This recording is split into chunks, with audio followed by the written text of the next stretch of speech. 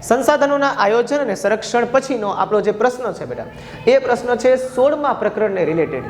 અને 16મા પ્રકરણની અંદરનું ટાઇટલ આપણને બધાને ખબર છે, આર્થિક ઉદારીકરણ અને વૈશ્વિકીકરણ.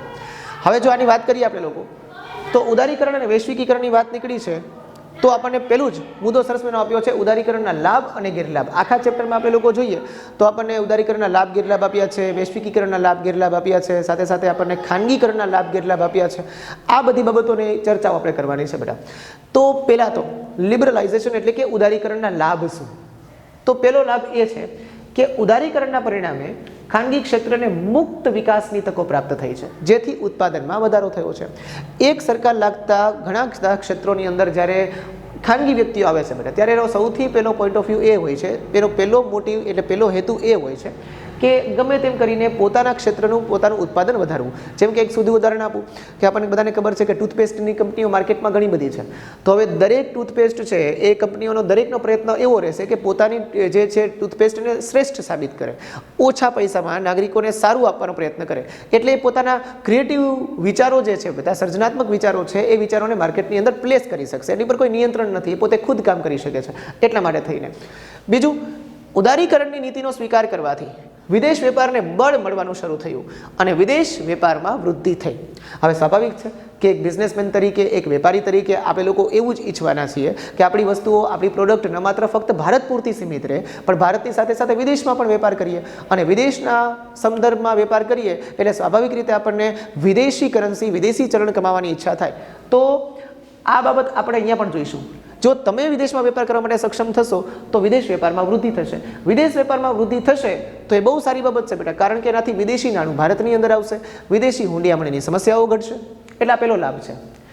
વિદેશ વેપારમાં વધારો થવાથી વિદેશી હુંડિયામણીની અનામતમાં વધારો. જો અહીંયા આવ્યું છે વિદેશી હુંડિયામણીની અનામતમાં વધારો. આપણી પાસે અલગ અલગ દેશોના ચલણનું ભંડોળ જે ભેગું થાય, એ ભંડોળને આપણે લોકો વિદેશી હુંડિયામણ તરીકે ઓળખીએ છીએ. મેં તમને જેમ અગાઉ કીધું કે એક વેપારી તરીકે આપણે એવું નહીં ઈચ્છીએ કે ખાલી ભારતમાં જ વેપાર થાય, પણ સાથે સાથે અન્ય દેશોમાં પણ વેપાર થાય. પાછો એક દેશ પૂરતો સીમિત પણ નહીં રહે બેટા. આપણે એક દેશમાં વેપાર કરીશું, બીજા દેશમાં આઉટલેટ્સ ખોલશું, આપણે લોકો ત્રીજા દેશમાં બ્રાન્ચીસ બનાવશું.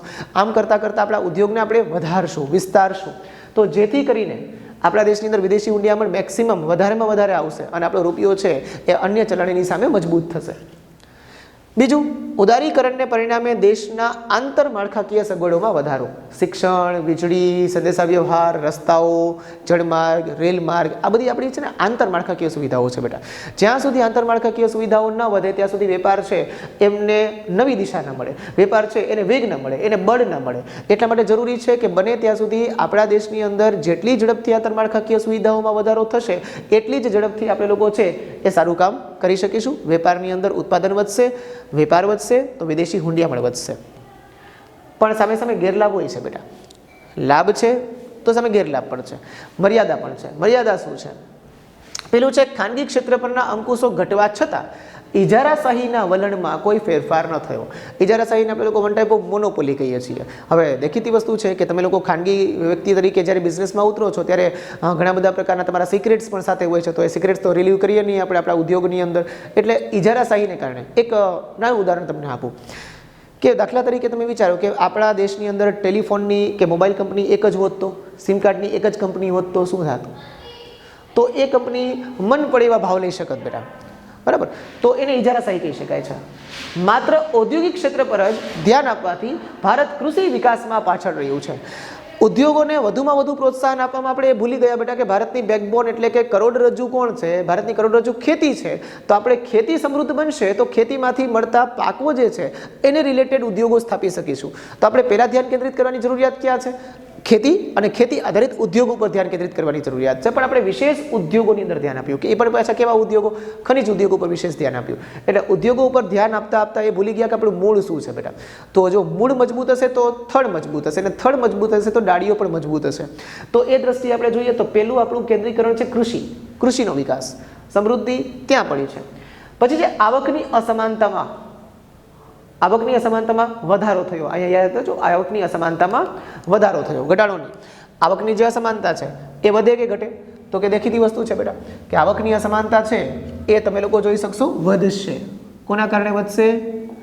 તો કે ભાઈ આ ઉદારીકરણના ગેરલાભ છે. આવકની જે અસમાનતા છે તેમાં વધારો થશે બેટા. આવકની અસમાનતામાં વધારો થશે. એટલે જોજો ખાસ કરીને આયાત વધવાથી અને નિકાસ ઘટવાથી શું થાય તો કે આયાત વધવાથી અને નિકાસ ઘટવાથી વિદેશી દેવામાં થશે વધારો. એ પણ ભૂલાય નહીં, વિદેશી દેવામાં વધારો થશે બેટા. દેવું વધશે તો આપણા ચલણની કિંમત ઓછી થશે. આપણા ચલણની કિંમત ઓછી થશે તો છેલ્લે નુકસાન કોને છે તો કે આપણને જ છે.